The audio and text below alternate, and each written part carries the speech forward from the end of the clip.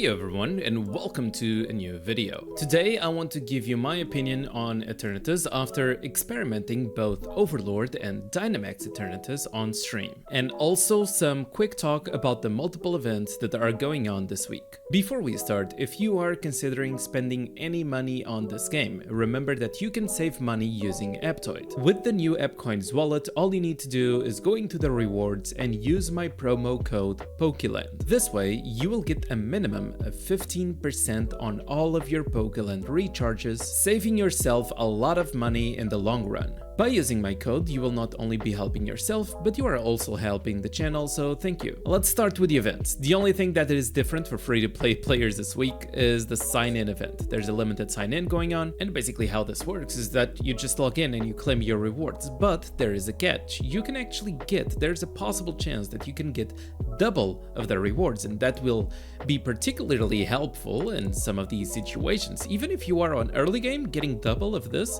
is awesome. We did this yesterday on stream if you want to go back on the stream and check it out, but basically what you have to do is just wait for the reset to happen. The daily reset happens at 5 AM in-game time. Wait for that to happen with your game open, claim the rewards, close the game and open the game again. Once you open the game again, you should have the rewards available to claim again.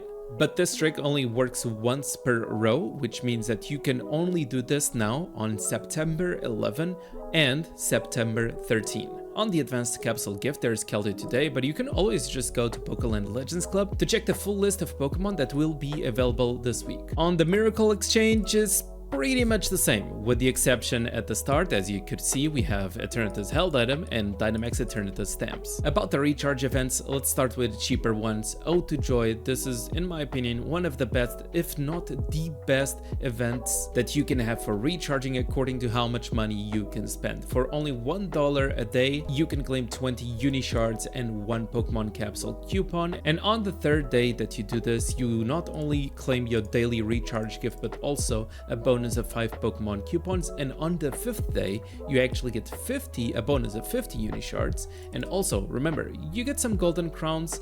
It's not the best way of getting golden crowns right now because you kinda need 20 in order to use them. So for example, if I want to use the golden crowns on my sword, I just go to the extreme training, and as you can see, I need 20 in order to be able to use the golden crowns, and it maxes out my stat. So it's not something that you will be getting 20 this week, but you can just start getting it now, and slowly but surely you'll be getting 20 later. But the biggest thing that I like, especially for early game, is those capsule coupons. As you can see, I have 91, I'm saving up, and the Unishards are very helpful. The capsule coupons, by the way that you use those capsule coupons is just by going over here on the diamond capsules and do a 10 times pull. When you do a 10 times pull, it will not consume your diamonds, it will use the capsule coupons that are in your bag. Okay, jumping to another recharge event, we have the Celebi Doll for 2000 recharge, and if we go to the doll, it's actually something that I consider being a very good doll. Usually the normal dolls don't have in battle stats. For example, this Charizard has some stats, but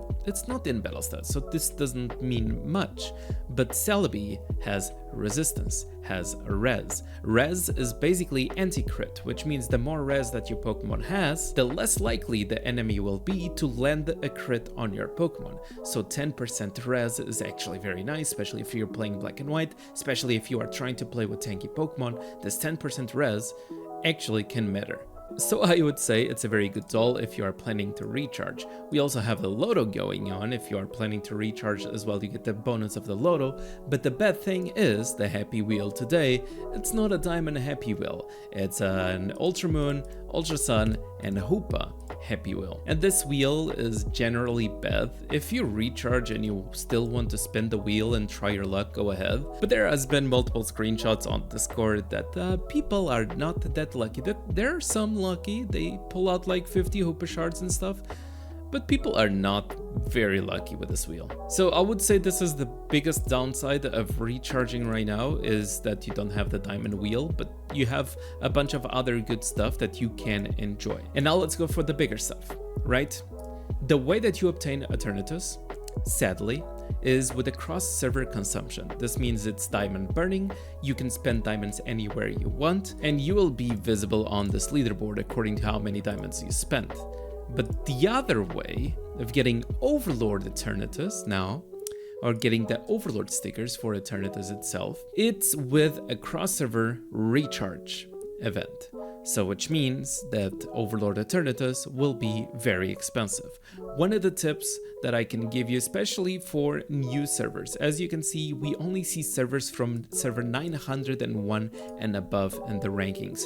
So it's much easier for newer servers to recharge or spend diamonds and obtain Eternatus or the Overlord stickers for Eternatus, because they are not competing with 900 servers. They are only competing with like 40 or 50. But still, even though it's only 40 or 50 servers, it's still a lot of recharge that you would have to do. If you are even planning on recharging for this, I would aim for the top 5 and not the top 1. Because the top 5, you have 4 places, place number 2, 3, 4, and 5, that can obtain 100 Overlord stickers. So you would be splitting your recharges into 2 different situations. So obtaining the 100 Overlord stickers and waiting for the next time to obtain the remaining Overlord stickers by being top 5 again. Because being top 1, it will be very contested.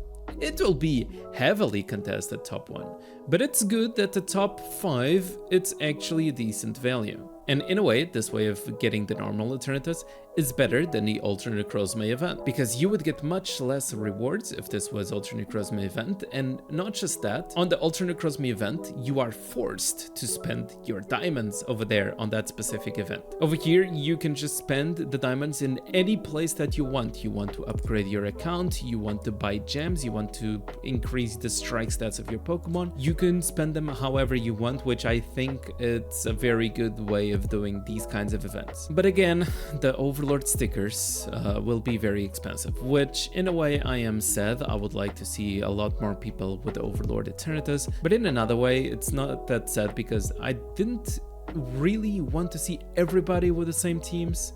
So this means that there will be some players with Overlord Alternatives and some other players without Overlord Alternatives. So yeah, on one side I would like it to be easier to obtain, but on another side I'm kinda happy that it's kinda limited. Now let's talk about Eternatus. What is my opinion on this Pokemon? I have had some time to play Eternatus on stream. I never played Eternatus off stream, so all the discoveries and all the experiments that I've done was with Eternatus on stream. On stream, we tried both Overlord Eternatus without his held item, and we also tried Dynamax Eternatus. From my testings, Dynamax is not really necessary, it's more of a luxury for the people who are going to obtain Eternatus itself. Overlord Eternatus was one of the few Pokemon that was able to solo Zydal's Hoopa. That is a 9 million Eternatus with Dream ability, Third ability, etc. So it has a lot of kind of fake power versus a 16 million Hoopa. I don't have like many Pokemon that can solo kill Zydal's team, so I was already very impressed by that. One of the good things is that when Eternatus was released on the Vietnamese version, it had different types of skills. They were not all Infinity type. Now we have everything Infinity type except one, which is the Cross Poison. And surprise, surprise, this Cross Poison is kinda useless. So we are only going to use Infinity type skills on this Pokemon because they deal a lot of damage. From my testings on stream, all of the abilities are actually working. And one of the most impressive things that I tested is that Eternatus actually removes any spotlight effects, including the Overlord Melmetal. Overlord Melmetal has always been a problem because even Sword's third ability, Energy Cut, did not ignore or remove the spotlight ability from the Overlord Melmetal. But now, with the first ability of Eternatus, if you want to play Eternatus as an attacker, he can happily ignore the Melmetal. Now, keep in mind that the account that I was playing on is a little bit underpowered, right?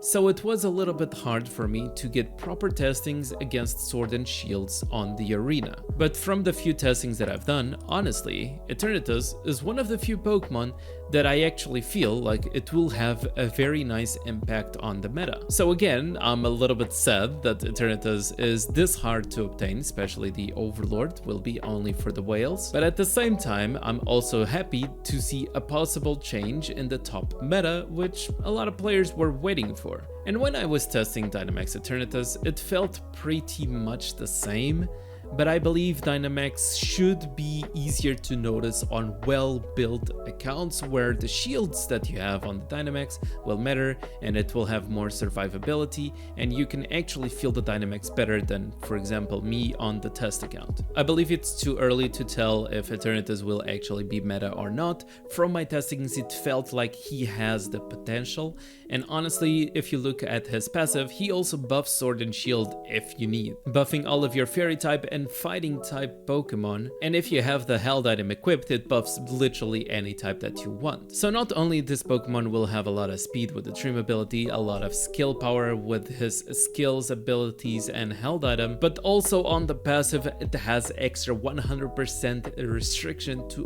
all of your allied Pokemon. So when you start reading all of these damage buffs that Eternatus provides, you will start to understand that this Pokemon is meant to deal damage. All it needs to do is surviving, being in a Sword and Shield team, because one of his abilities allows him to get the buffs from the Sword and Shield itself, and hopefully it will be played as an attacker. Once again, I think it's very early to jump into conclusions. Myself, I don't like jumping into conclusions until I test on a proper account. Usually it is my main account that the developers sometime are kind enough to provide me with a Pokemon for testing purposes only. Let's see if the same happens with Eternatus, but I believe that for now they will not do it, and we will have to wait for a player to actually get this Pokemon, and we will have to wait to see battles from the players that obtain this Pokemon. That's all from me for today. I really hope you guys enjoyed, and if you did, don't forget to leave a like, subscribe, all that good stuff, and I'll see you guys on the next video.